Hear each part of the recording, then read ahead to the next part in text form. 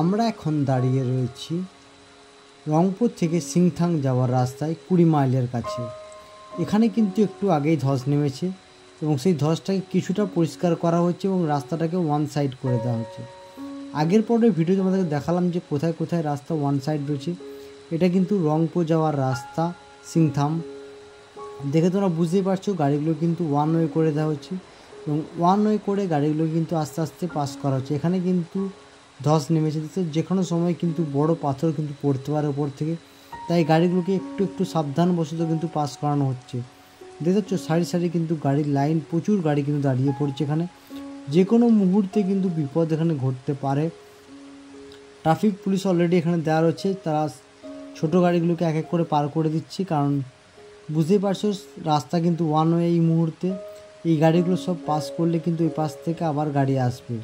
তো সিকিমের এরকম আপডেট ভিডিও পাওয়ার জন্য চ্যানেলটাকে অবশ্যই সাবস্ক্রাইব করে রাখতে হবে, পাশে থাকা বেল আইকনটাকে প্রেস করে দিও। আর যারা ফেসবুক পেজ থেকে দেখছো তারা পেজটাকে ফলো করে দিও। আশা করি এই ভিডিওগুলো দেখে তোমরা সিকিম আসার ধারণাটা বুঝতে পারবে যে সিকিমের ওয়েদার এখন কেমন। এখন কিন্তু কন্টিনিউ প্রতিদিন সিকিমে বৃষ্টি হচ্ছে, ওয়েদার যথেষ্ট খারাপ, রোড কন্ডিশন তার থেকেও বেশি খারাপ। তোমরা কিন্তু এখন সিকিমটাকে অ্যাভয়েড করো, অন্তত ওয়েদার ভালো হোক তারপর তোমরা সিকিম আসবে। সিকিমের ওয়েদার কিন্তু খুবই খারাপ।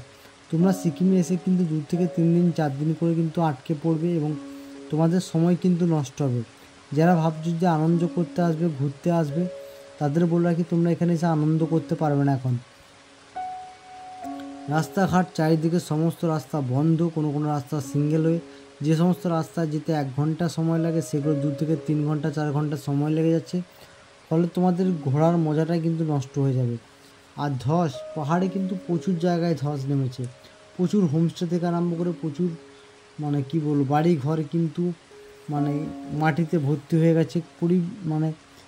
এতটাই বাজে পরিবেশ, বলার বাইরে, সীমার বাইরে। একমাত্র গ্যাংটক শহরটা ঠিক আছে যদি বাকি তোমার NH-এর উপরে কিন্তু NH-10-এর উপর যে সমস্ত গ্রাম বা হোমস্টেগুলো রয়েছে সেগুলোর অবস্থা কিন্তু খুবই খারাপ।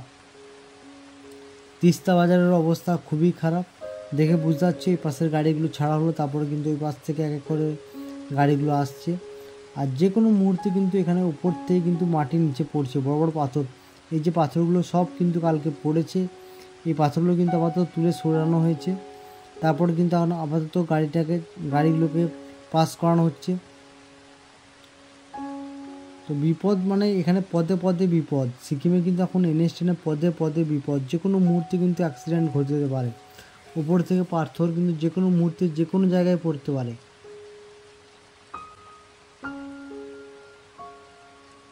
কালকে কিন্তু এই জায়গাটা ল্যান্ডস্লাইড হয়েছে এবং উপর থেকে বড় বড় পাথরগুলো কিন্তু পড়েছে। তাই এই জায়গাটা কিন্তু কি বলবো 20 মাইলের কাছে সিংথাম থেকে।